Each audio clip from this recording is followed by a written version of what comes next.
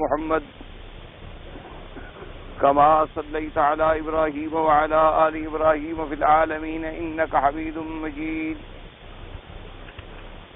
قال الله تبارك وتعالى في كلامه المجيد: بسم الله الرحمن الرحيم.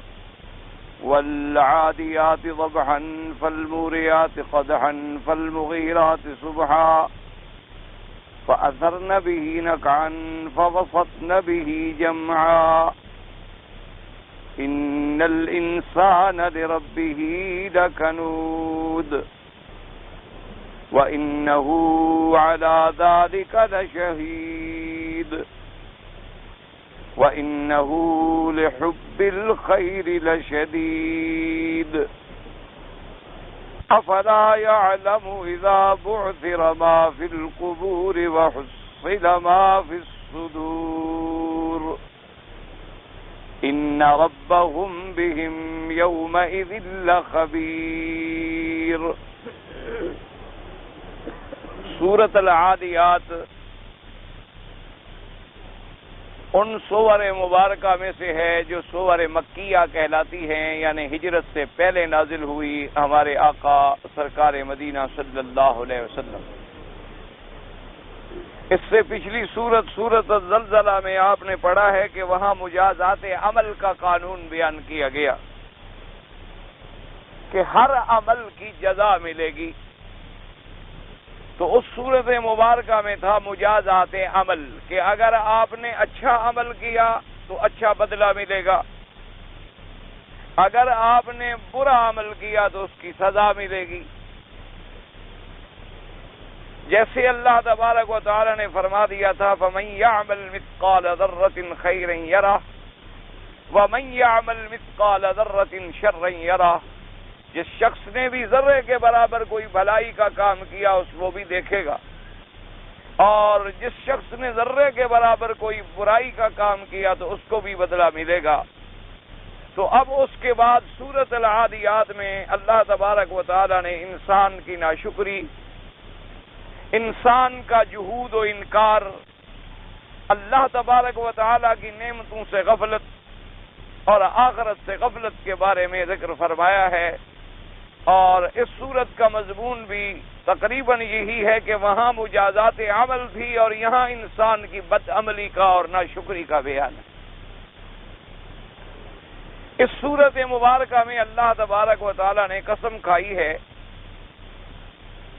اور یہ معروف طور پہ الحمدللہ آپ کئی صورتوں میں پڑھ چکے ہیں کہ اگر بندہ قسم کھائے تو اللہ کے سوا کسی چیز کی قسم کھانے کی اجازت نہیں. یعنی اللہ کے نام کی قسم کھائی جائے یا اللہ کے صفات کی قسم کھائی جائے، اس کے علاوہ اللہ تبارک و تعالیٰ کی مخلوق میں سے کسی چیز کی قسم کھانا جو ہے وہ کفر اور شرک کے برابر ہے.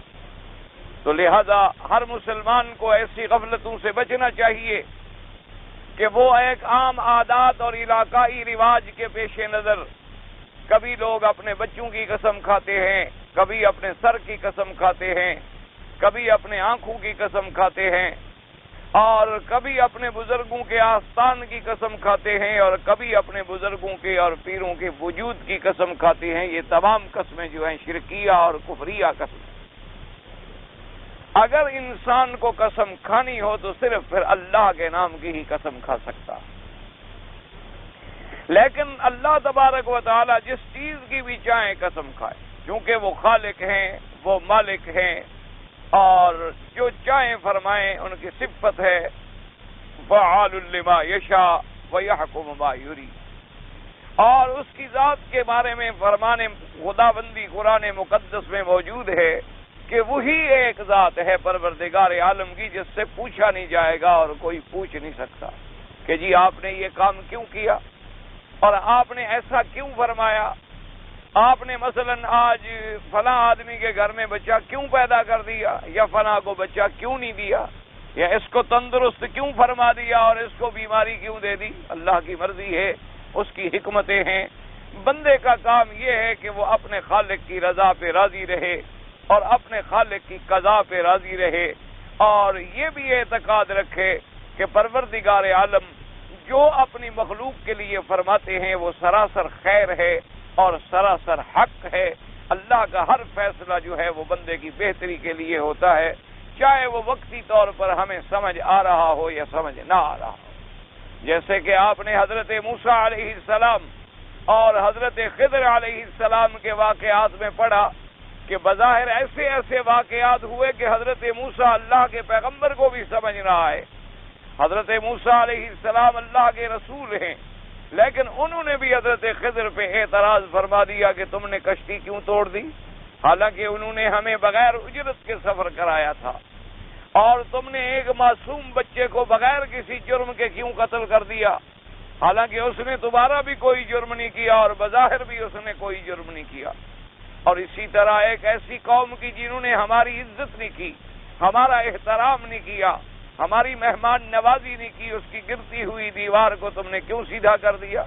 تو اب بظاہر یہ ایسے کام تھے کہ اللہ کا پیغمبر بھی خاموش نہیں رہ سکا، لیکن جب حضرت خضر علیہ السلام نے اس کی وضاحت فرمائی اور اس کے بارے میں حضرت موسیٰ علیہ السلام کو حکم خداوندی کی حقیقتوں سے باخبر کیا، اسرار ربی سے انہیں مطلع کیا، تو اب موسیٰ علیہ السلام مطمئن ہو گئے، ان کو بات سمجھ آ گئی کہ ہمارے رب کا جو فیصلہ ہے وہ ہر لحاظ سے بہتر ہوتا ہے۔ اسی لیے ہمارے آقا نے یہ بھی ارشاد فرمایا کہ کاش حضرت موسیٰ علیہ السلام اگر صبر فرما لیتے تو اور بھی کئی اسرار اور کئی راز جو تھے وہ کھل جاتے، لیکن موسیٰ علیہ السلام صبر نہ فرما سکے، ان کے اور حضرت خضر کے درمیان میں ایک فراق اور جدائی کا واقعہ پیش آ گیا۔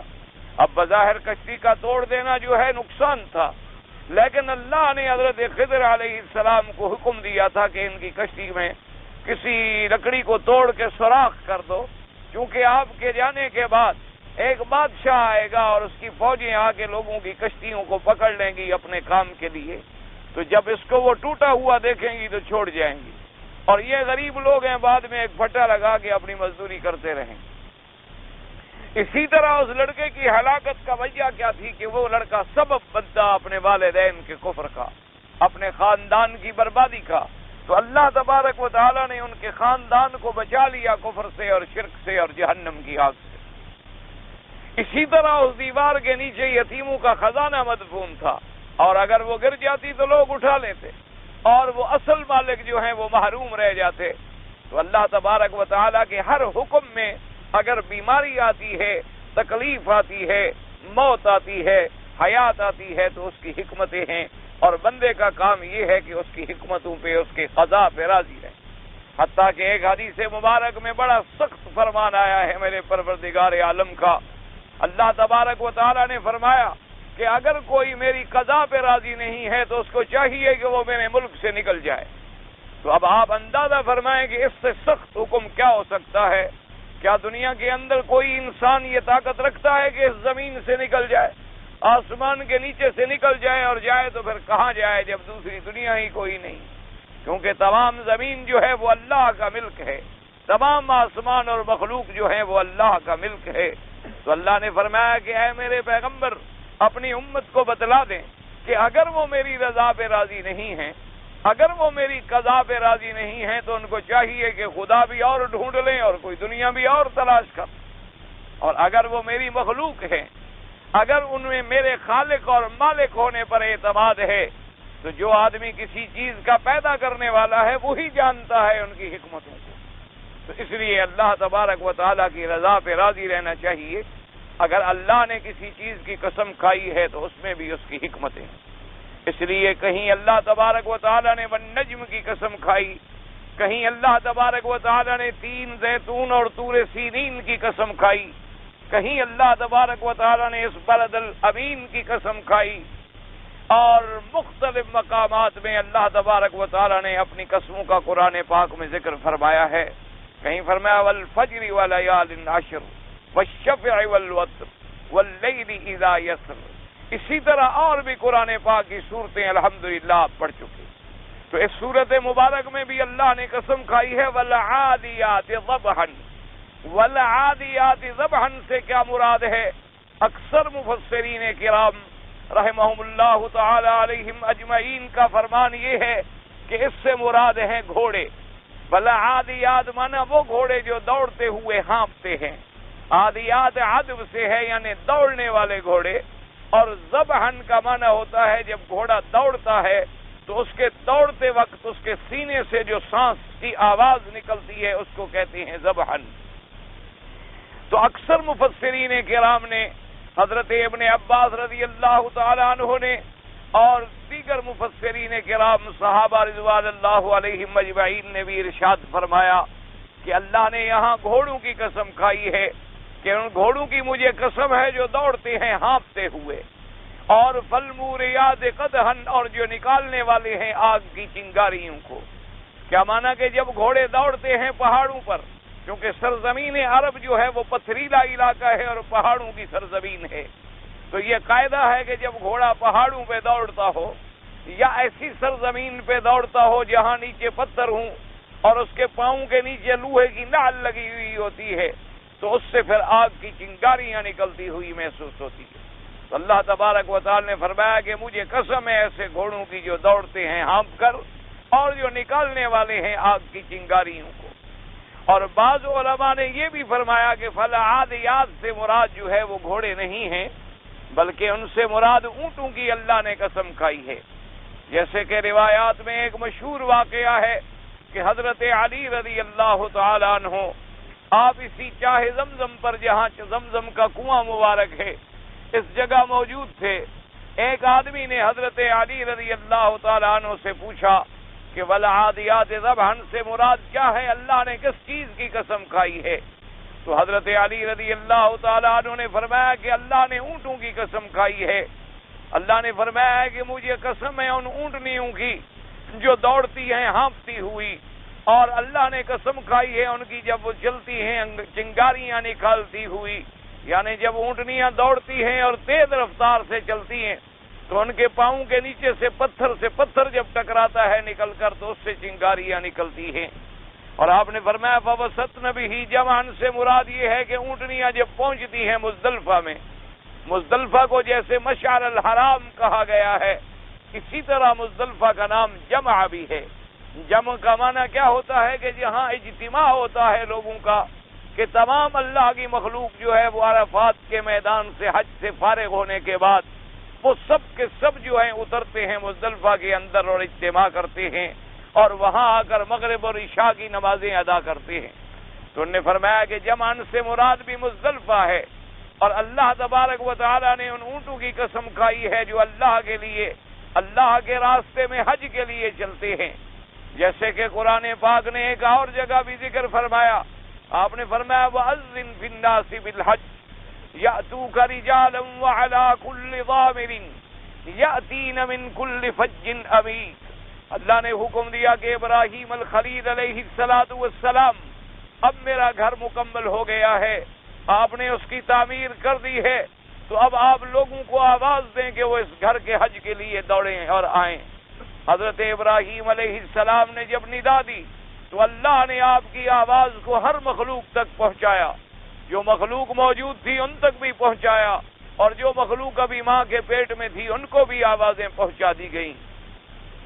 اور جو ابھی ماں کے پیٹ میں بھی نہیں آئے تھے اللہ چاہے تو ارواح تک بھی پہنچا دیں. جیسے کہ قرآن مقدس میں موجود ہے کہ اللہ نے جب ارواح کو پیدا فرمایا اور حضرت آدم علیہ السلام سے نکالا تو تمام ارواح سے وعدہ لیا لست بربکم قالوا بلا. تمام ارواح نے اعتراف کیا کہ آپ ہی ہمارے رب ہیں، آپ کے سوا ہمارا کوئی رب نہیں ہے. انہوں نے اللہ کی ربوبیت کا اقرار کیا اور اعتراف کیا. تو اب اللہ نے فرمایا کہ دیکھو تمہاری اس ندا کو ہم نے کیسی منظوری دی ہے کہ لوگ پیدل چلتے ہوئے اور دبلی اور کمزور اونٹنیوں پر بہت دور دراز کے مقام سے حج کے لیے آ رہے ہیں. یعنی یاتوک رجالا وعلی کل ضامر یاتین من کل فج عمیق.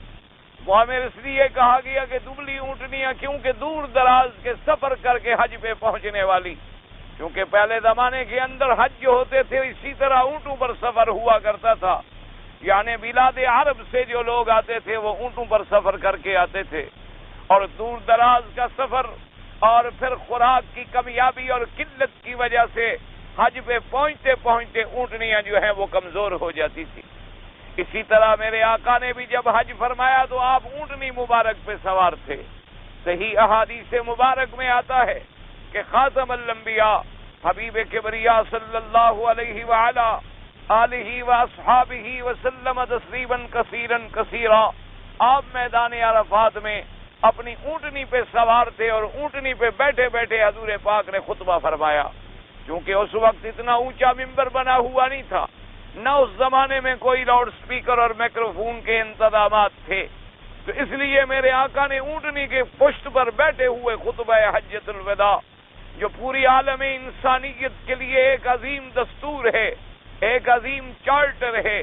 اگر آج بھی دنیا صرف میرے آقا کے اس خطبے کے احکام کو سامنے رکھ کے عمل کر لے تو پوری دنیا میں نجات کے فیصلے ہو سکتے ہیں، پوری دنیا کو امن مل سکتا ہے، پوری دنیا کو اللہ تبارک و تعالیٰ کی رحمتوں سے، اللہ تبارک و تعالیٰ کے فضل و کرم سے سکون و طمانینت نصیب ہو سکتی ہے۔ آپ حیران ہوں گے کہ دنیا کے بڑے بڑے ادارے، دنیا کے بڑے بڑے دوائر اور دنیا کے بڑے بڑے دماغ والے لوگ جو ہیں، انہوں نے بھی اسی خطبے سے حضور پاک صلی اللہ علیہ وسلم نے جو ارشاد فرمایا ہے کچھ اصول لیے ہیں۔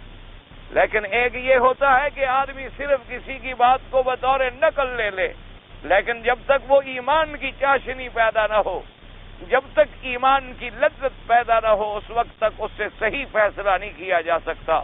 تو اس وقت بھی آقا انعامدار صلی اللہ علیہ وسلم اونٹنی پہ سوار تھے، اور اسی طرح حضور پاک صلی اللہ علیہ وسلم نے اپنے حج مبارک میں جو قربانی فرمائی تو اس میں بھی آپ نے اونٹ کو پسند فرمایا، یعنی حضور نے 100 اونٹ ذبح فرمائے ہیں جب حج پہ تشریف لائے ہیں۔ حضور صلی اللہ علیہ وآلہ آلہ وصحابہ وسلم تسلیما کثیرا کثیرا، یہ تو کوئی یعنی اختلاف نہیں ہے کہ اگر حج تمتع ہے یا حج قران ہے تو ان کے لیے حج کی ایک بکری ہوتی ہے، جسے آپ ہدی بھی کہہ سکتے ہیں، جسے آپ دم تمتع بھی کہہ سکتے ہیں، جسے آپ دم شکر بھی کہہ سکتے ہیں، اور جسے آپ دم قران بھی کہہ سکتے ہیں۔ اور اسی طرح ایک وہ قربانی ہوتی ہے جو اللہ نے صاحب نصاب لوگوں کے ذمے فرض کی ہے کہ جو آدمی صاحب زکوٰۃ ہے، صاحب نصاب ہے، وہ چاہے حج کرے نہ کرے، اسے ان ایام میں ایک قربانی بھی کرنی ہوتی ہے۔ لیکن اگر اس کے علاوہ کوئی آدمی زیادہ قربانیاں کرنا چاہے تو کوئی منع نہیں ہے، جیسے کہ ہمارے آقا نے 100 اونٹ کی قربانی فرمائی، بلکہ بعض علماء نے فرمایا کہ حضور پاک نے 65 اونٹ تو اپنے ہاتھ سے ذبح فرمائے، یعنی آپ کی عمر مبارک تقریباً 65 سال ہے، تو بعض محدثین نے فرمایا کہ گویا آپ نے اپنی طرف سے ہر سال کا اونٹ جو ہے وہ اپنے ہاتھ سے ذبح فرمایا، اور باقی کے لیے حضرت علی رضی اللہ تعالی عنہ کو حکم فرما دیا، ان کو آپ نے اپنا وکیل بنایا تاکہ قیامت تک امت کو یہ مسئلہ سمجھ آ جائے کہ قربانی کے لیے ضروری نہیں ہوتا کہ ہر آدمی جا کر ذبح کرے، ہر آدمی کا جانور کے اوپر کھڑے ہونا بھی ضروری نہیں ہوتا۔ اگر کوئی آدمی کسی دوسرے کو اپنا وکیل مقرر کر دے کہ تم جا کر میری طرف سے قربانی کر دو تو شرعاً جائز ہے، امت کے لیے قیامت تک آسانی پیدا ہو گئی۔ تو حضرت علی رضی اللہ تعالیٰ عنہ نے فرمایا کہ بھائی اس صورت میں تو اللہ نے اونٹنیوں کی قسم کھائی ہے۔ اس نے کہا حضرت ابن عباس رضی اللہ تعالیٰ عنہ فرماتے ہیں کہ اللہ نے گھوڑوں کی قسم کھائی ہے۔ آپ نے فرمایا بلاؤ ابن عباس رضی اللہ تعالیٰ عنہ۔ حضرت ابن عباس رضی اللہ تعالیٰ عنہ جب آئے، حضرت علی رضی اللہ تعالیٰ عنہ ناراض ہوئے اور آپ نے فرمایا کہ تم بغیر علم کے فتویٰ دے رہے ہو، اس لیے چاہیے یہاں سے مسئلہ سمجھا کریں کہ ہر آدمی کو یہ نہیں چاہیے کہ وہ فتویٰ دے دے، یعنی اگر کوئی آدمی مسئلہ پوچھتا ہے تو آپ کو اگر صحیح معنوں میں تحقیق ہے تو بتلا دیں، اگر آپ کو تحقیق نہیں ہے تو اس کو کسی عالم کی طرف بھیج دیں، اس لیے کہ اگر ہر آدمی مفتی بن جائے، ہر آدمی فتویٰ دینا شروع کر دے تو پھر تو دنیا میں فساد ہو جائے گا، کیونکہ ہر آدمی نے تو اپنے اپنے عقل سے بات کرنی ہے، اور اللہ تبارک و تعالیٰ نے ہر کام کے لیے دنیا کے اندر اپنے بندے پیدا فرمائے ہیں۔ اب جب آپ دیکھتے ہیں کہ دوائی لینی ہو تو آپ ڈاکٹر کے پاس جاتے ہیں، کپڑا سلوانا ہو تو آپ درزی کے پاس جاتے ہیں، کبھی آپ نے ڈاکٹر کو جا کے نہیں کہا کہ جی آپ ماشاءاللہ بہت پڑھے لکھے آدمی ہیں، آپ اتنے بڑے ڈاکٹر ہیں، مہربانی کر کے مجھے ذرا ایک قمیض شلوار تو بنا کر دے دو۔ کہے گا آپ پاگل ہو گئے ہیں، میں ڈاکٹر ہوں، میرا کیا تعلق ہے قمیض اور شلوار سے۔ اسی طرح کبھی آپ نے درزی سے یہ نہیں کہا کہ جناب میری اینک ٹوٹ گئی ہے، مہربانی کر کے بنا دو۔ وہ کہے گا بھی اینک ساز کے پاس جائیں، آپ اینک والے کے پاس جائیں اور کہیں جی مجھے گھڑی بنا دو، باریک باریک پرزے تو آپ بناتے رہتے ہیں۔ تو کہے گا بھی عجیب آدمی ہو، میرا کام اینک کا ہے، میرا کام گھڑی کا نہیں ہے۔ تو اسی طرح دین کے معاملے کو بھی ایسا کمزور نہ سمجھا کرو کہ جو آدمی جو مرضی آئے منہ سے نکال دے، جس کو علم بھی نہ ہو جو مرضی آئے کہتا رہے، اور کہنا نہ ہو بلکہ اس مقام پہ پہنچ جائے کہ فتوے لگا دے۔ تو یہ باتیں جو ہیں شریعت کے اندر بڑی سخت منع ہیں۔ یعنی آدمی کو بات اس وقت کرنی چاہیے جب اس کو تحقیق ہو اور علم ہو۔ اسی لیے آپ دیکھتے ہیں کہ ساری دنیا کے اندر حالانکہ اللہ تبارک و تعالیٰ کے قرآن اور حضور کے فرمان کے بعد اور کس چیز کی دنیا میں ضرورت ہے؟ یعنی سب سے بنیادی چیز کیا ہے؟ اللہ کا قرآن ہے، اور اس کے بعد دوسرا نمبر کیا ہے؟ سنت محمد مصطفیٰ۔ اور اگر آپ غور کریں تو سنت محمد مصطفیٰ کیا ہے؟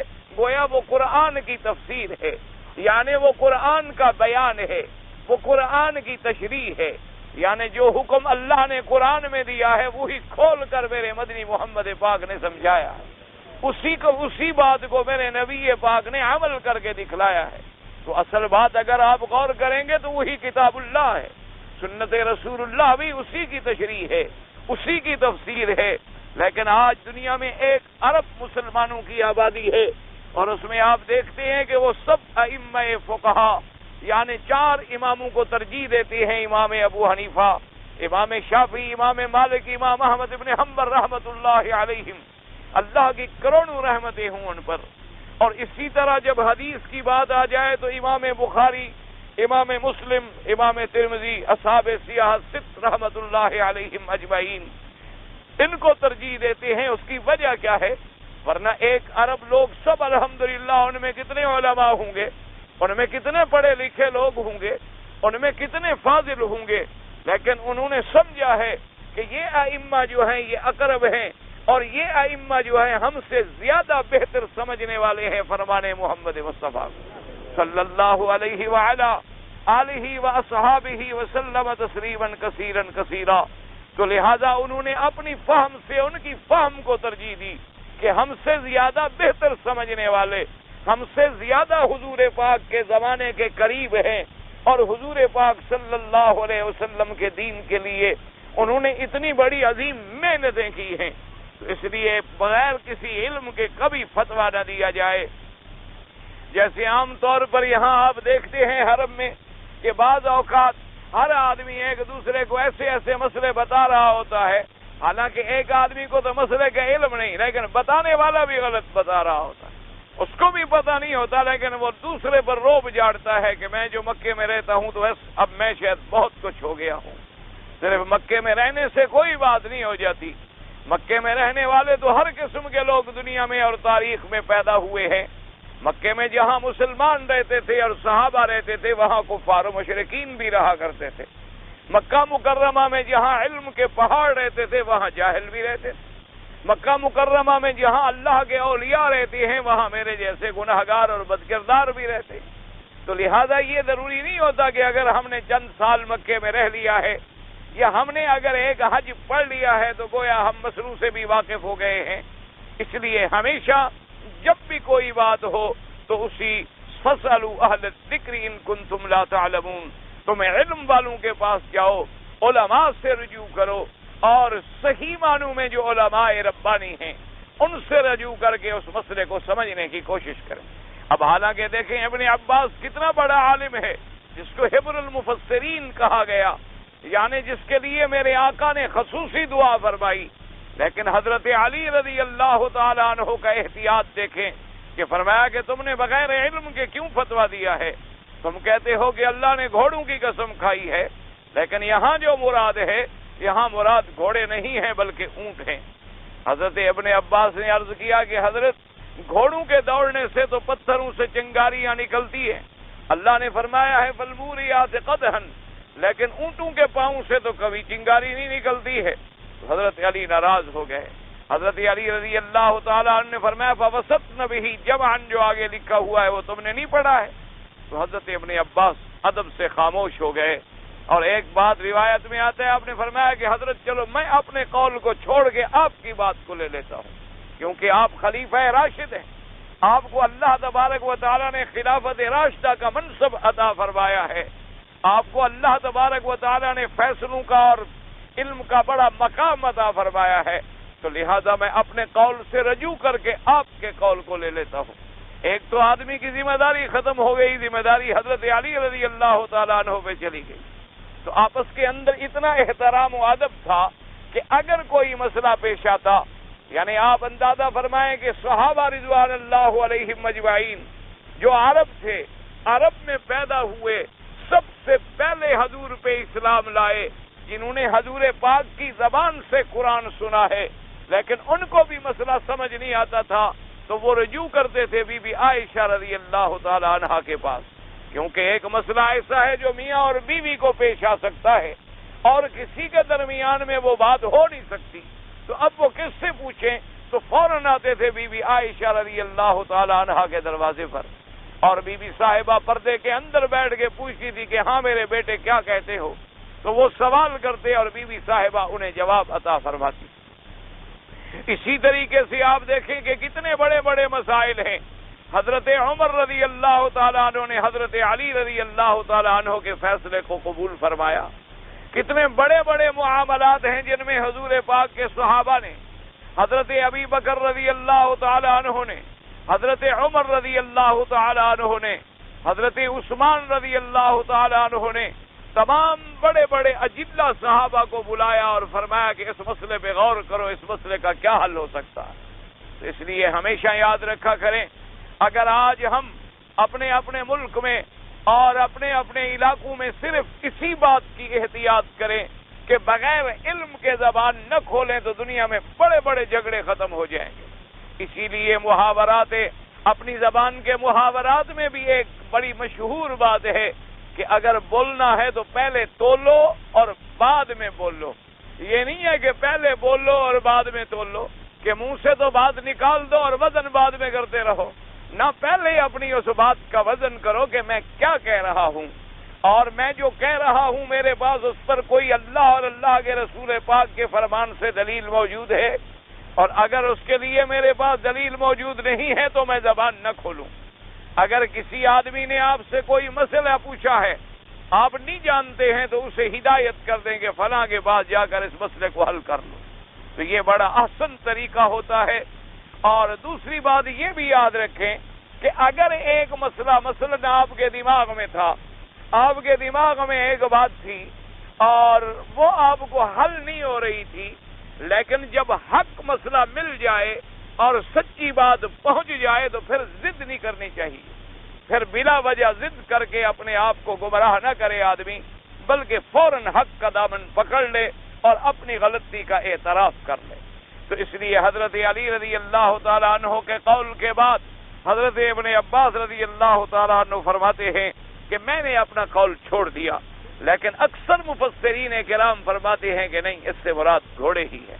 اللہ تبارک و تعالیٰ نے یہاں گھوڑوں کی قسم کھائی، فرمایا کہ مجھے قسم ہے ان گھوڑوں کی جو دوڑتے ہیں ہانپتے ہوئے اور جو نکالتے ہیں پاؤں سے چنگاریوں کو.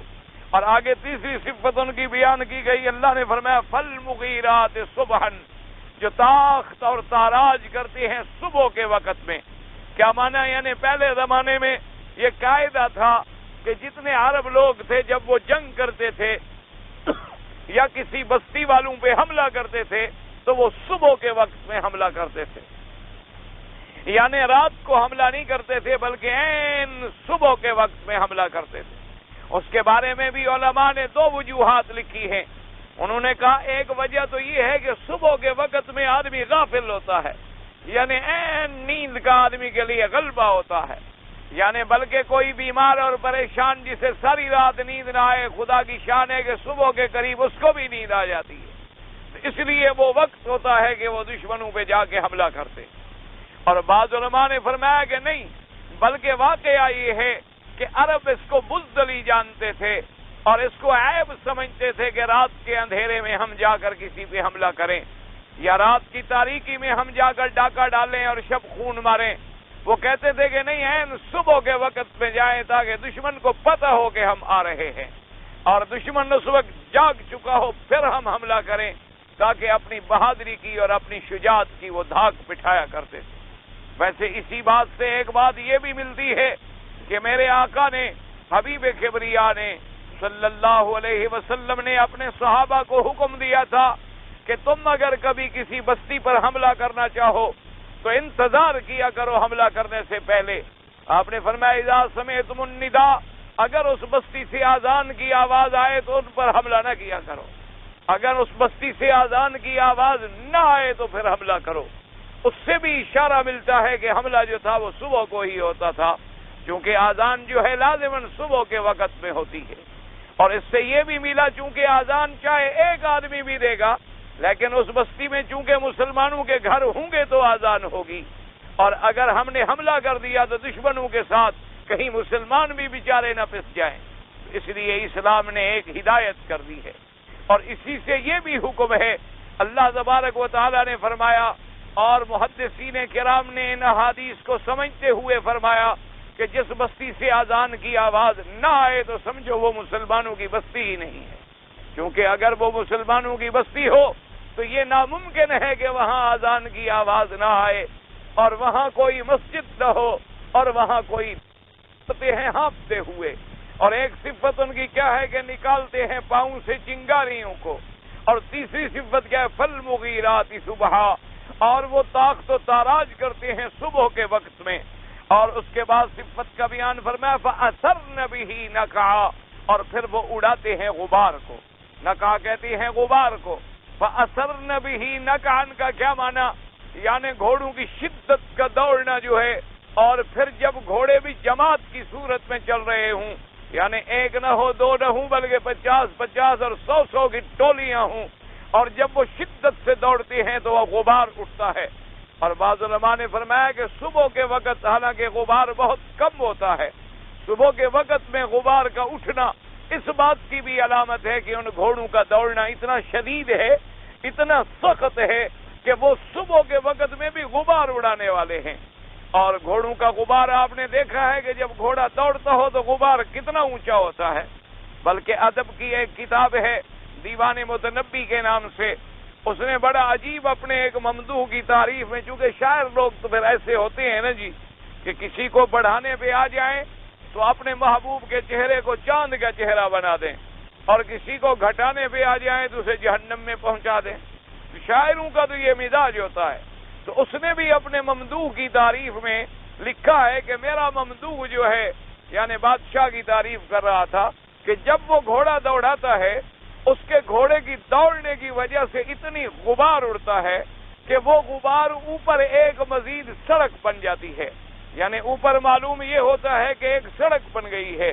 کہنے لگا اگر میرا ممدوح جو ہے یہ چاہے کہ اس سڑک پہ گھوڑا دوڑا دے تو اس پر بھی دوڑا سکتا ہے. یعنی وہ اتنی مٹی اڑتی ہے، اتنی غبار اڑتا ہے کہ مستقل اوپر ایک سڑک جم جاتی ہے. تو لہذا بہرحال آپ نے بھی دیکھا ہوگا کہ جب گھوڑے دوڑتے ہیں تو اس وقت ایک غبار اڑتا ہے. فرمایا فَأَثَرْنَ بِهِ نَقْعًا، تو ایک صفت کا بیان یہ کیا گیا کہ وہ اڑانے والے ہیں غبار کو. اور اس کے بعد اللہ پاک نے ان کی اور صفت بیان کی. فرمایا فَبَسَطْنَ بِهِ جَمْعًا، اور وہ گھس جانے والے ہیں مجمع میں.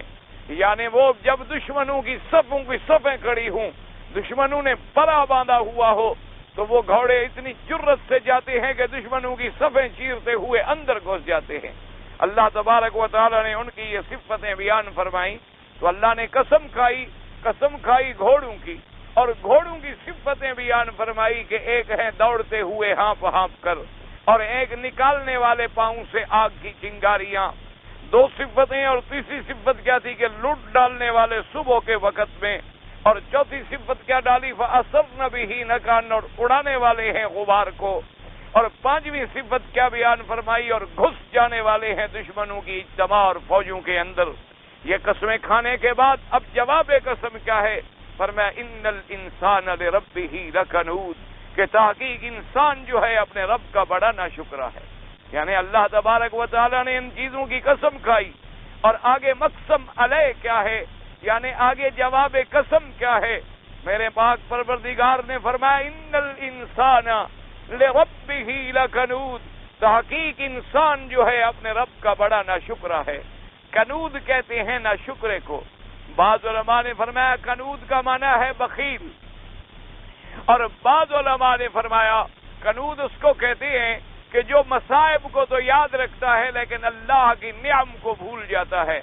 جیسے کہ قرآن پاک نے دوسری جگہ پر بھی ارشاد فرمایا ہے اما اذا مبتلاہ ربہ فاکرمہ ونعمہ فیقول ربی اکرمن واما اذا مبتلاہ فقدر علیہ رزقہ فیقول ربی اہانن، کہ جب ہم اللہ تبارک و تعالی نے فرمایا کہ اپنے بندے پہ نعمت بھیجتے ہیں، اپنے بندے کو رزق دیتے ہیں، اپنے بندے پر اپنے انعام و فضل کے دروازے کھول دیتے ہیں، تو وہ پھر تو بڑا خوش ہوتا ہے. اور کبھی کبھی ہم اپنے بندے کو آزماتے ہیں اور اس کا رزق گھٹا دیتے ہیں، اس پر بیماریاں بھیج دیتے ہیں اور تکلیفیں بھیج دیتے ہیں، تو اب وہ چیختا اور چلاتا ہے کہ ہائے میری توہین ہو گئی. تو بعض علماء نے فرمایا کہ قنوط کا معنی یہ ہے کہ جو مصیبتوں کو تو یاد رکھے اور نعمتوں کو بھول جائے. جیسے اللہ تبارک و تعالیٰ معاف کرے، آج کل بھی آپ دیکھیں کسی سے جب آپ ملیں گے تو وہ آپ سے یہی کہے گا او جی کیا پوچھ رہے ہو، بڑی مہنگائی ہے، بڑی پریشانی ہے، اتنے دن سے فارغ بیٹھا ہوں، نوکری نہیں مل رہی، مکانات کا کرایہ بڑا سخت ہے، اور جناب جس کے پاس میں کام کرتا ہوں وہ بڑا گندا آدمی ہے، اور پھر جناب مجھے بیماری نے پکڑ لیا ہے، اور جناب پھر مجھے دوائیں بھی نہیں مل رہی ہیں، اب میری کوئی ہمدردی کرنے والا، یہ ساری گنوائے گا. یہ کبھی نہیں گنوائے گا کہ میں نے یہاں آرام سے زندگی بھی گزاری ہے، میں ایئر کنڈیشن میں بھی سوتا ہوں، میں کعبۃ اللہ کا طواف بھی کر لیتا ہوں، میں زمزم کا پانی بھی پی لیتا ہوں، میں کبھی کبھی 2-4 مہینے کے بعد مدینہ منورہ جا کے مسجد نبوی کی زیارت بھی کر لیتا ہوں. جناب اللہ کا کتنا بڑا کرم ہے، لوگ ہزاروں روپے خرچ کر کے آتے ہیں اور میں یہاں 100 ریال میں حج بھی کر لیتا ہوں. میں تو جناب بڑا مزے میں ہوں. نہیں، یہ نعمتیں نہیں گنے گا، گنے گا تو تکلیفیں ہی گنے گا اور پریشانیاں ہی گنے گا.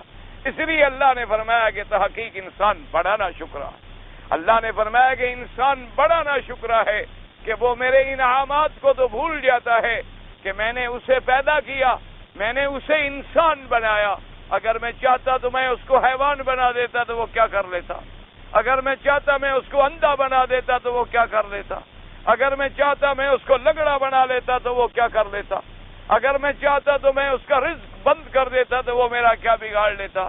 لیکن وہ ہمیشہ مصیبتوں کو یاد رکھتا ہے اور اس کے بعد اللہ کی نعمتوں کو بھول جاتا ہے.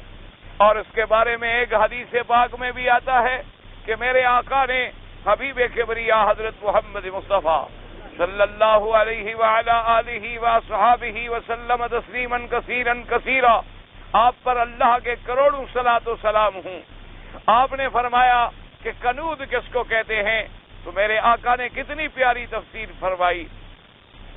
آپ نے فرمایا کہ اس آدمی کو کہتے ہیں کہ جو آدمی اکیلے کھاتا ہو، اور جو آدمی لوگوں کو خیر سے روکنے والا ہو، اور جو آدمی اپنے غلام کو مارنے والا ہو. کیا معنی؟ یعنی اکیلا کھاتا ہے، کوئی میرے رزق میں شریک نہ ہو جائے. کہیں ایسا نہ ہو کہ میں آج گوشت لے کے آیا ہوں، اچھی اچھی بوٹیاں مہمان کھا جائے اور میں دیکھتا رہوں. تو اس لیے وہ اکیلا کھاتا ہے اور اکیلا بیٹھ کے کھاتا. اسی لیے آپ نے دیکھا ہے کہ ہندو قوم جو ہے کروڑوں پتی بھی ہو جائے لیکن یہ بدبخت کھانے کے وقت میں اکیلے بیٹھیں گے. کبھی سوال پیدا نہیں ہوتا کہ ایک پلیٹ میں بیٹھ کے اکٹھے کھا سکے. ہر آدمی ہاتھ پہ روٹی پہ رکھ کے اپنا ادھر منہ کر لے گا، کوئی ادھر منہ کر لے گا، کوئی ادھر منہ کر. حالانکہ کروڑوں پتی ہوتے ہیں بدبخت، لیکن جو اندر کے دل کے اندر اللہ نے بخل ڈالا ہوا ہے وہ کیسے بدل سکتا ہے؟ وہ پیسوں سے تو نہیں بدل سکتا. ایک آدمی غریب ہوتا ہے. یہاں ہمارے اپنے ایک ساتھی تھے، اب تو وہ فوت ہو گئے، اللہ ان کی قبر پہ رحمت فرمائے. بالکل غریب آدمی تھا، بالکل کوئی جائیداد نہیں، کوئی گھر نہیں، کوئی بیوی بچے نہیں، کچھ بھی نہیں ماشاءاللہ. لیکن کبھی میں نے نہیں دیکھا زندگی میں کبھی ان کو کسی سے سوال کرتے ہوئے. میں نے نہیں دیکھا اس شخص کو کہ کبھی اس نے کسی سے کہا ہو کہ بھئی آج میرے پاس پیسے نہیں. اور اگر کبھی آپ نے یا میں نے کسی نے جس کو اللہ نے توفیق دی کوئی پیسے دے بھی دیے تو یہ بھی ہم نے تجربہ کیا کہ اسی وقت اس نے جا کے بازار سے سامان خریدا اور راستے سے دوستوں کو بلایا، ان کو کھلایا اور خوش ہو کے سو گیا کہ الحمدللہ جناب آج میرے پاس دوست آئے تھے اور میں بڑا خوش۔ اسی طرح بعض لوگ ہوتے ہیں جو کھلا کے خوش ہوتے ہیں، ان کے پاس کوئی کھانے والا نہ آئے تو وہ پریشان ہو جاتے ہیں، اور بعض ایسے ہوتے ہیں جن کے پاس کوئی آ جائے تو انہیں بخار ہو جاتا ہے کہ آج کی روٹی تو ضائع ہو گئی، اور پھر وہ کوشش کرتے ہیں بدبخت 2-3 دن خود بھوکے رہتے ہیں کہ وہ مہمان والا بجٹ پورا ہو جائے، جو ہم نے مہمان پہ خرچ کر دیا تھا اس کے لیے بہتر ہے کہ ہم 2 دن اور بھوکا رہ لیں تاکہ کم از کم جو اس پہ خرچ ہوا ہے وہ تو برابر ہو جائے۔ اس لیے اللہ نے فرمایا کہ یہ حضور پاک نے اس کی تفسیر بیان فرمائی ہے کہ جو آدمی اکیلا اترتا ہے، اکیلا کھاتا ہے اور اپنے عبد کو بھی مارتا ہے، کبھی غلام کو ڈانٹ رہا ہے، کبھی اس کو گالیاں دے رہا ہے کہ تم نے آج گلاس توڑ دیا، تم نے آج جناب میرا فلاں بستر کی چادر جو تھی خراب کر دی، تم نے آج دکان دیر سے کھولا اس لیے آج تھوڑے پیسے ملے، تو ایسی حرکتیں کرنا جو ہے یہ بھی کنود کی نشانی ہے۔ اس لیے اللہ نے فرمایا کلا ان الانسان لربہ لکنود، تحقیق ان الانسان کلا نہیں ہے، ان الانسان لربہ لکنود، کہ تحقیق انسان جو ہے اپنے رب کا بڑا ناشکرا۔ اب علماء نے فرمایا کہ یا تو یہاں انسان سے مراد کافر ہے، کیونکہ مومن تو ناشکرا ہو ہی نہیں سکتا، یعنی جو مومن ہوگا جس کے اندر ایمان ہوگا وہ کبھی اللہ کا ناشکر نہیں ہو سکتا، وہ ہر حال میں اللہ کا شکر گزار ہوتا ہے، اس کو نعمتیں ملتی ہیں تو الحمدللہ کہتا ہے، اور تکلیفیں آتی ہیں تو صبر کرتا ہے اور اللہ کی رضا پہ راضی رہتا ہے اور سمجھتا ہے کہ اسی میں اللہ کی حکمت ہے۔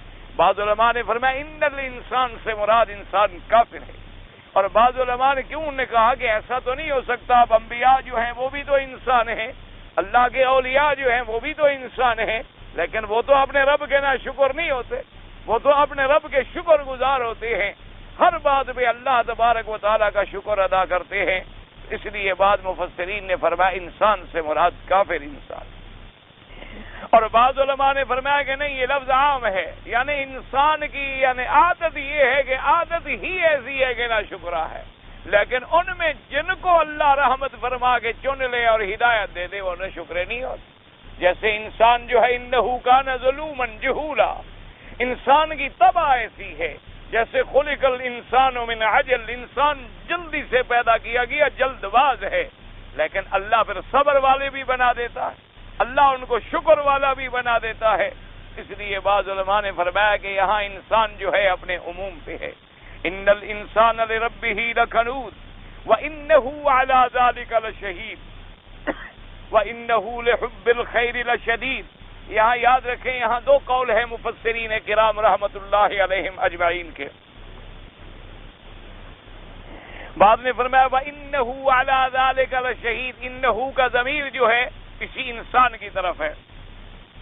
بعد میں فرمایا نا انہو علی ذالک لشہید، ضمیر جو ہے اللہ کی طرف ہے، رب کی طرف ہے، کہ پہلے موجود ہے ان الانسان لربہ لکنود وانہو علی ذالک، اور رب جو ہے اس کی اس بات پر گواہ ہے اور دیکھنے والا ہے۔ لیکن اکثر علماء نے فرمایا کہ نہ، اس کا ضمیر جو ہے انسان کی طرف ہے، کیونکہ انہوں نے کہا کہ پہلے بھی انسان کا ذکر ہے اور بعد میں بھی انسان کا ذکر ہے، وَإِنَّهُ لِحُبِّ الْخَيْرِ لَشَدِيدٌ، تو درمیان میں مرجع جو ہے رب کی طرف ہو اور پہلے بھی انسان کی طرف ہو اور بعد میں بھی انسان کی طرف ہو، تو انہوں نے کہا اس سے نظم میں خلل پڑتا ہے۔ انہوں نے کہا لہذا قاعدہ یہ ہے کہ تمام ضمیر انسان کی طرف ہیں۔ اللہ نے فرمایا کہ ان الانسان لربہ لکنود، تحقیق انسان جو ہے اپنے رب کا بڑا ناشکرا ہے، وَإِنَّهُ عَلَى ذَلِكَ لَشَهِيدٌ، اور اپنے اس ناشکر پن پہ خود بھی گواہ ہے، اس کا خود عمل جو ہے وہ بھی گواہ ہے۔ وَإِنَّهُ لِحُبِّ الْخَيْرِ لَشَدِيدٌ، اور یہ سخت محبت کرنے والا ہے مال سے۔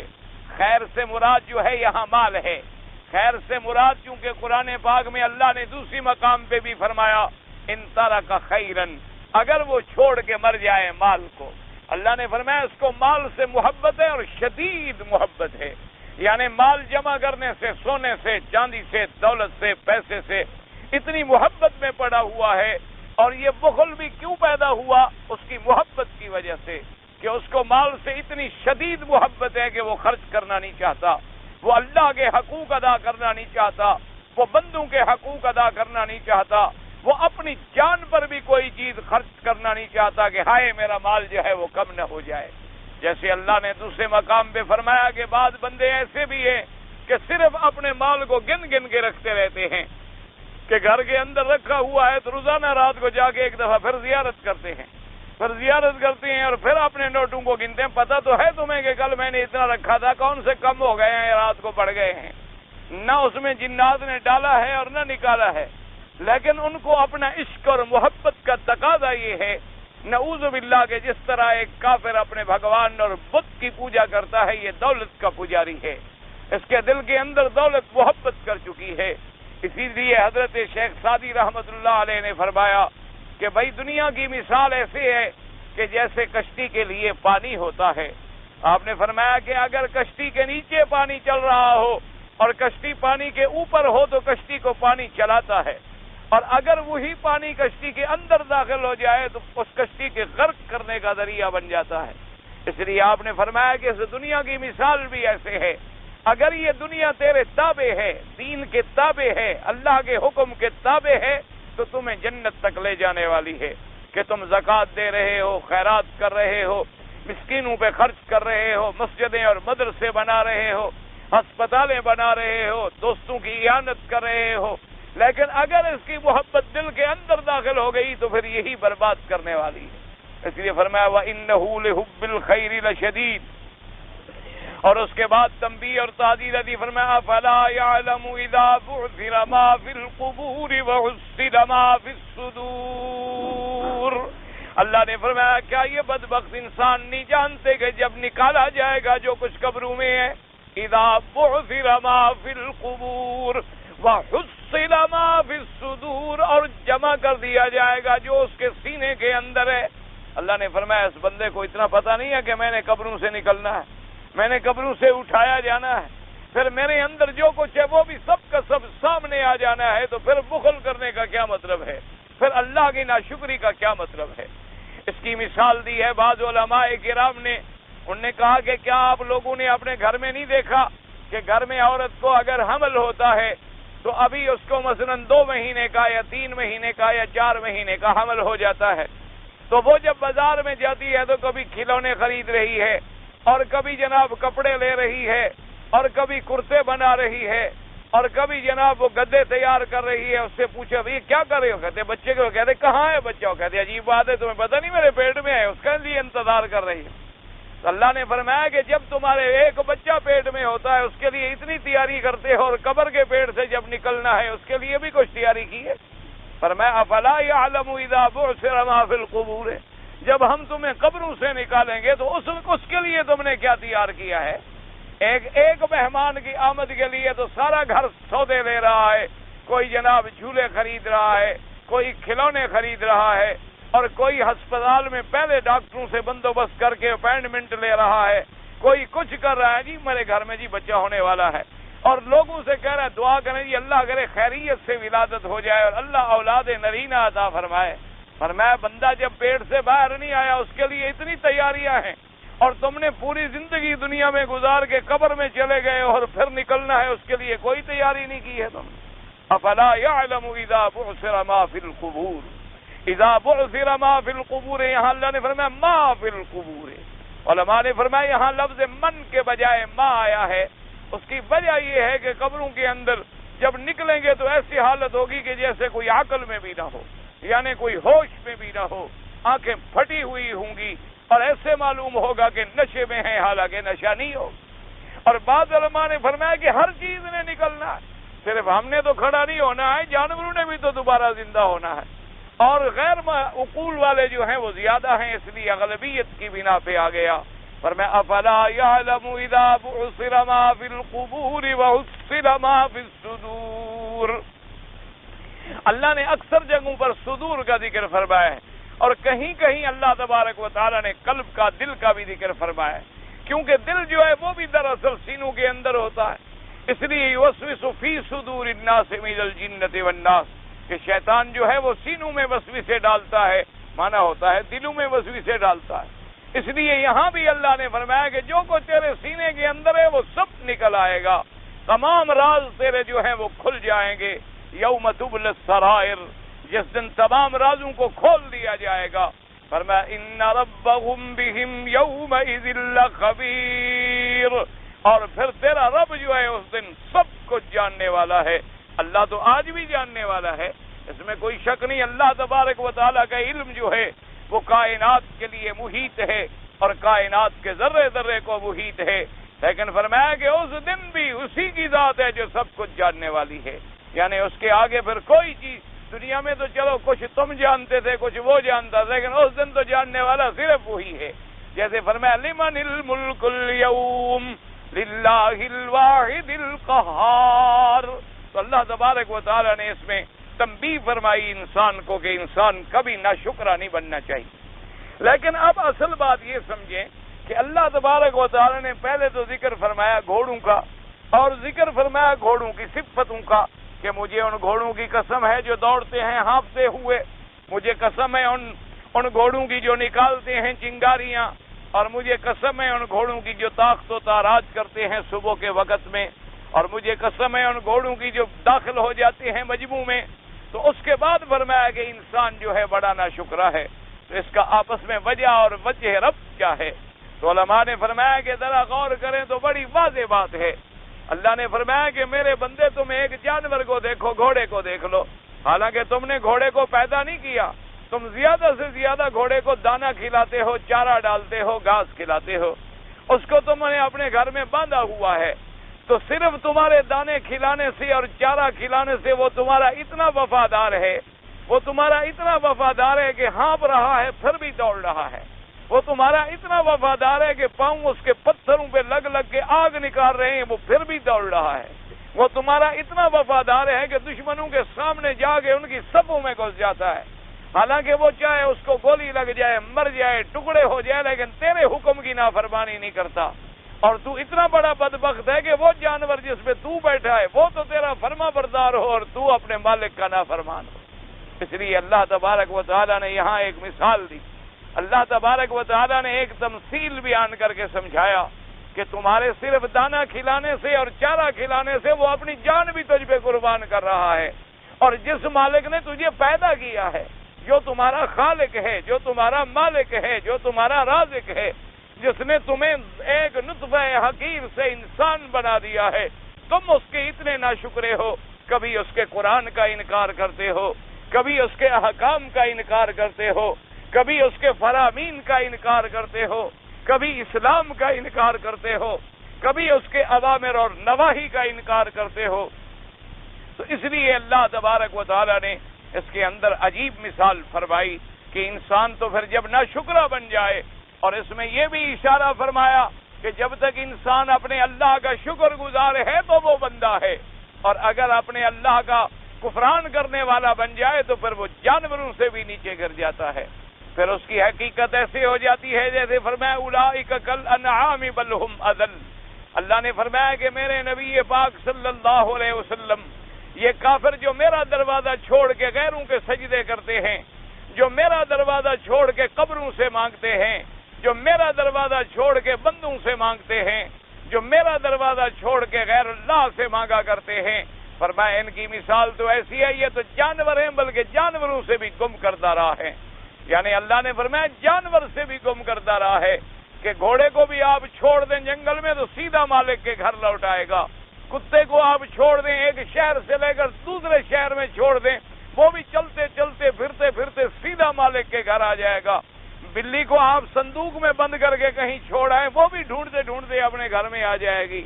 اللہ نے فرمایا اس جانور کو بھی اپنے مالک کی پہچان ہے، لیکن یہ اتنا بڑا ناشکرا ہے کہ مجھے چھوڑ کر غیروں کے دروازوں پہ سجدے کرتا ہے، مجھے چھوڑ کر غیروں کو پکارتا ہے، مجھے چھوڑ کر غیروں کو حاجت روا اور مشکل کشا مانتا ہے، میرے دروازے کو چھوڑ کر غیروں کے آگے نظر نیاز اور منتیں چڑھاتا ہے. اس لیے فرمایا ان الانسان لربہ لکنود. دعا مانگیں اللہ ہمیں ناشکرا نہ بنائے، اللہ تبارک و تعالی ہمیں ایمان نصیب فرمائے اور ہمیں اپنی رحمتوں اپنی نعمتوں کا شکر گزار بنائے. کہتے ہیں جی کہ بعض لوگ ہنڈی کے ذریعے پیسے بھیجتے ہیں. بھئی بات یہ ہے کہ ہنڈی کے ذریعے پیسے بھیجنے میں صرف ایک بات کا خیال رکھیں کہ اگر کسی مسلمان ملک کو اس طرح پیسہ بھیجنے سے نقصان ہوتا ہے تو پھر تو نہیں بھیجنا چاہیے۔ یہ اب آپ کی اپنی تحقیق ہے، یعنی اگر آپ بینک کے ذریعے بھیجیں تو آپ کے ملک کو فائدہ ہے، ان کو زر مبادلہ ملتا ہے، فارن کرنسی میں انہیں اماؤنٹ جائے گا تو ان کو فائدہ ہوگا، اور اگر آپ نے ہنڈی میں بھیجا تو ان کو کوئی فائدہ نہیں ہوگا، صرف تمہیں فائدہ ہوا۔ اور اسی طرح بعض علماء نے فرمایا کہ بعض اوقات ہنڈی کا معاملہ کرتے وہ ہیں جو اسمگلر ہوں، کرتے وہ ہیں جنہوں نے اپنے ملک سے فراڈ کرنا ہے۔ کیوں؟ مثلا اگر بینک کا ریٹ مثال کے طور پر 7 ہے، وہ آپ کو 7.5 جو دے رہا ہے، پاگل تو نہیں ہو گیا؟ آخر آپ کو 8 آنے زیادہ وہ کہاں سے دے گا؟ تو ان کی وجہ یہ ہوتی ہے کہ انہوں نے دوسرے ملکوں سے کچھ مال لینے ہوتے ہیں غلط قسم کے، جو سرکاری طور پہ اجازت نہیں ملتی، تو لہذا وہ ایسے پیسے ایک دوسرے کو پھر تبادلہ کرتے ہیں اور حوالہ کرتے ہیں۔ اگر یہ چیز نہ ہو تو پھر تو کوئی حرج نہیں، پھر تو ریٹ کی بات ہے۔ اگر ایک چیز کا ریٹ آج 1 ریال کا 7 ہے تو جائز ہے، 7.25 ہے تو جائز ہے، 7.5 ہے تو جائز ہے۔ جتنا ریٹ کبھی بڑھ سکتا ہے کبھی کم ہو سکتا ہے، تو لہذا اگر اسلامی ملک کو نقصان پہنچے تو پھر نہ کیا کرے۔ بعض تبلیغی حضرات جاتے ہیں مسجدوں میں قیام کرتے ہیں، جائز ہے، بالکل جائز ہے۔ آپ کو کیسے شک ہو گیا کہ ناجائز ہے؟ آپ کو شبہ کیسے ہو گیا ہے؟ آپ گئے ہیں کبھی ان کے ساتھ؟ اور اصحاب صفہ حضور صلی اللہ علیہ وسلم کے کہاں رہتے تھے؟ مسجد میں، مسجد نبوی میں رات دن قیام ان کا جب تک گھر کوئی نہ تھا۔ تو جب وہ مسافر ہیں اور دین کے لیے نکلے ہیں تو کہاں جائیں بیچارے؟ کسی ذمہ دار کے گھر میں رہیں گے تو دوسرا روکے گا، کسی عام آدمی کے گھر میں رہیں گے تو آپ کے ملک میں پارٹی بازی ہو کہ ہاں یہ وہابی ہے، یہ فلان ہے، اس کے گھر میں رہیں گے، اچھا یہ اس پارٹی کا آدمی ہے، ان کے گھر کیوں گیا ہے؟ تو کہتے ہیں ہم اللہ کے گھر میں رہیں، شاید لوگوں کو حیا آ جائے۔ اس وجہ سے کوئی ایسی بات، اگر ایک مسافر ہے اس کے لیے جگہ نہ ہو، مسجد میں سو جائے، کوئی بات نہیں۔ کل مسلک حنفی میں ظہر کی نماز سے پہلے 4 رکعت، ہاں ان کے نزدیک 4 رکعت سنت مؤکدہ ہے، نہ پڑھے تو گناہ ہوگا، یعنی اگر نہ پڑھی ہو تو ان کے نزدیک ضروری ہے کہ لوٹائے، کیونکہ سنت مؤکدہ ہے ان کے نزدیک۔ باقی ائمہ کے نزدیک 2 رکعت ہے، 4 رکعت نہیں ہے۔ تو باقی حضرات کے نزدیک مطلق سنت ہے، یعنی پڑھے گا تو ثواب ہے، اگر نہیں پڑھے گا تو گناہ نہیں ہوگا۔ لیکن امام ابو حنیفہ رحمۃ اللہ علیہ کے نزدیک وہ سنت مؤکدہ ہے۔ امام صاحب یہ دیکھتے ہیں اصل میں کہ بعض سنتیں ایسی ہیں مثلا کہ حضور نے ایک دفعہ بھی عمل کر لیا سنت تو ہو گیا، چاہے زندگی میں ایک دفعہ بھی آپ نے عمل فرما لیا وہ سنت تو ہو گیا، لیکن ایک عمل ایسا ہے کر لیا کبھی چھوڑ دیا، ایک ایسی سنت ہے کہ جو حضور نے کبھی نہیں چھوڑی۔ مثال کے طور پر جیسے فجر کی 2 رکعت ہیں پہلے والی، حضور نے کبھی سفر میں بھی نہیں چھوڑی، حضور صلی اللہ علیہ وسلم نے ہر حال میں وہ پڑھی ہیں، آپ کو بڑی محبوب ہیں، اس وجہ سے ان کو وہ کہتے ہیں بھی یہ بڑی تاکید والی سنت ہے جو آقا نے کبھی نہیں چھوڑی، اس لیے بہرحال ان کے نزدیک اگر نہ پڑھے تو گناہ ہوگا۔ ویسے دیکھیں نا جی، آپ اندازہ فرمائیں، ایک حدیث میں آتا ہے 2 رکعت اور ایک حدیث مبارک میں آتا ہے کہ ظہر سے پہلے 4 رکعت، اور اصل وجہ کیا ہے؟ حضور سنتیں اپنے گھر میں پڑھتے تھے، مسجد مبارک میں جب آتے تھے تو صرف اگر وقت ہوتا تو تحیت المسجد پڑھ لیتے، اور تحیت المسجد جو ہے وہ 2 رکعت۔ تو بہرحال اگر آپ کو اللہ نے 4 رکعت پڑھنے کی توفیق دی ہے تو سبحان اللہ، زیادہ سے زیادہ ثواب بھی ہوگا اور تمام حدیثوں پہ عمل بھی ہو جائے گا۔ اور ایک بات یاد رکھیں، اگر آپ نے سنت میں غفلت کی تو آپ فرض سے محروم ہو جائیں۔ اس لیے علماء نے لکھا ہے کہ ایک آدمی پیسے مثلا مغرب کے بعد 2 نفل پڑھتا تھا، اس نے نفل چھوڑ دی، تو انہوں نے کہا نفل چھوڑنے کی وجہ سے نتیجہ یہ نکلتا ہے وہ سنت سے محروم ہو جاتا ہے، پھر جب سنت میں سستی کرنی شروع کرے تو نتیجہ یہ نکلتا ہے کہ فرض بھی چھوٹ جاتا ہے۔ اور جو آدمی نفل نہیں چھوڑے گا وہ کبھی فرض چھوڑ سکتا ہے؟ ایک آدمی کبھی نفل بھی نہ چھوڑے، وہ کہے نہیں میں نفل پڑھنی، آپ ٹھہرے میں نفل پڑھ لوں، اس آدمی سے کیا توقع ہے وہ کبھی فرض چھوڑ سکتا ہے؟ اس لیے ہمیں، اور دوسرا حدیث مبارک میں یہ بھی آتا ہے کہ ہم جب فرض نماز پڑھتے ہیں اور اس میں کوئی کمی رہ جاتی ہے تو قیامت کے دن جب حساب ہوگا تو ملائکہ کہیں گے اللہ میاں سے نماز تو پڑھی ہے فرض، لیکن اس کی نماز میں یہ کمی ہے، یہ کمی ہے، اللہ فرمائیں گے اس کی نفلیں ہیں، تو وہ کہیں گے ہاں، کہیں گے اس سے اس کی نماز پوری کر دو۔ تو اس نوافل کا یہ فائدہ ہوگا کہ ان کے ساتھ ہماری اس کمی کو پورا کر دیا جائے گا۔ اس لیے بہرحال غفلت نہ کیا کریں اور سنت جتنا زیادہ سے زیادہ ہو سنت پہ عمل کریں۔ لیکن آج کل عجیب سا ایک ذہن بن گیا ہے، ایک طرف تو لوگ زور دیتے ہیں جی حضور کی سنت پہ سختی سے عمل کرو، اور دوسری طرف سے ایک ذہن بناتے ہیں کہ جی اگر 4 سنتیں نہ پڑھو تو کیا ہے؟ ادھر سنت پہ عمل کرنے کا زور دے رہے ہو اور ادھر لوگوں کو خود بخود ڈھیل دے رہے ہو. لوگ تو ویسے بھاگنا چاہتے ہیں، لوگ تو ویسے نماز سے دور ہیں. اگر آپ ان کو سختی کریں گے تب ہی تو نماز میں وہ آئیں گے. اگر آپ نے ان کو 4 سے 2 پہ لے آئے پھر 2 بھی چلی جائیں گی. اگر آپ نے 4 پہ زور لگایا تو چلو بڑا ہی بگڑ جائے 2 تو پڑھے گا، 2 سے تو نہیں مرے گا نا کبھی. بہرحال امام صاحب کے نزدیک 4 ہیں اور مؤکدہ ہیں. اگر کوئی آدمی قبرستان پہ جائے فاتحہ خوانی کرے، فاتحہ خوانی ایک تو ہمارے ہاں جو رواج ہے وہ تو بدعت ہے، لیکن ایک یہ ہے کہ آپ قبرستان پہ گزر رہے ہیں تو کہیں السلام علیکم یا دار قوم المؤمنین انا انشاءاللہ بکم لاحقون انتم السابقون ونحن الاثر، اور اس کے بعد آپ دعا کریں گے یا اللہ ان کی مغفرت فرما، ان پہ رحمت فرما. یا آپ نے کچھ پڑھا اور کہا اللہ میاں ان کو ثواب عطا فرما تو اللہ ثواب عطا فرماتے ہیں. باقی یہ ہے وسیلے کے بغیر دعا مانگا کریں، چونکہ اسی سے پھر آدمی آہستہ آہستہ ہٹتے ہوئے توحید کو چھوڑ بیٹھتا ہے.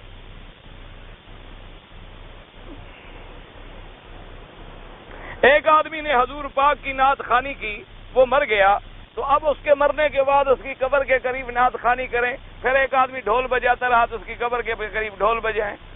پھر ایک آدمی قرآن پڑھتا رہا تو اس کی قبر کے نزدیک قرآن پڑھیں. ایک آدمی حدیث. اسی طرح تو بدعت بنتی ہے. اور بدعت ہوتی کیا ہے؟ اور بدعت کیا ہوتی؟ اگر اس نے حضور کی نعت پڑھی ہے تو اللہ اجر دیں گے، آپ اس کے لیے مغفرت کی دعا کریں. یہ تو نہیں کہ قبر پہ جا کے نعت خوانیاں شروع کر دیں.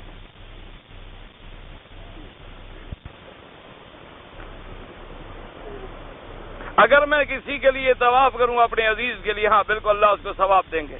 احرام کے نیچے کوئی کپڑا سلا ہوا نہیں پہن سکتے، کوئی مجبوری ہے تو بغیر سلا ہوا باندھ لیں. اگر 2 آدمی کسی جائیداد کے لیے لڑتے ہیں، ایک آدمی قتل ہو جاتا ہے تو جو حق پہ تھا وہ شہید ہے، جو نہ حق پہ تھا وہ شہید نہیں ہے، وہ ظالم ہے، اس کو بدلہ قیامت میں دینا ہوگا.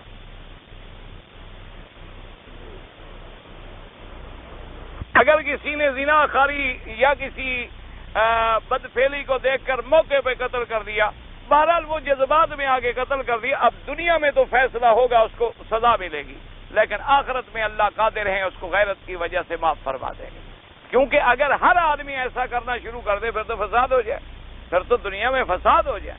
اگر کوئی ایسا واقعہ اس کا کام ہے کہ وہ حکومت کو مطلع کرے، اس کو چاہیے کہ وہ عدالتوں سے رجوع کرے، اس کو چاہیے کہ وہ نظام کو اپنے ہاتھ میں نہ لے لے. ہاں ایک آدمی ہے وہ غیرت میں آگے قابو کر ہی نہیں سکا دماغ سے، تو اللہ تو جانتے ہیں نا اس کے معاملے کو، لیکن دنیا میں نظام کے مطابق اسے سزا ملے گی کہ وہ قاتل ہے، اس نے کیوں قتل کیا. لیکن آخرت کا معاملہ اللہ کے سپرد ہے، اللہ پاک اس پہ رحمت فرمائیں گے، غیرت کی وجہ سے معاف فرما دیں گے. اگر ایک آدمی نے بغیر وضو کے طواف کیا اور صفا مروہ بھی کر لیا، بغیر وضو کے کیا تو دم بھی ادا کرے، کیونکہ بغیر وضو کے کرنا گناہ ہے، اور طواف جب عمرے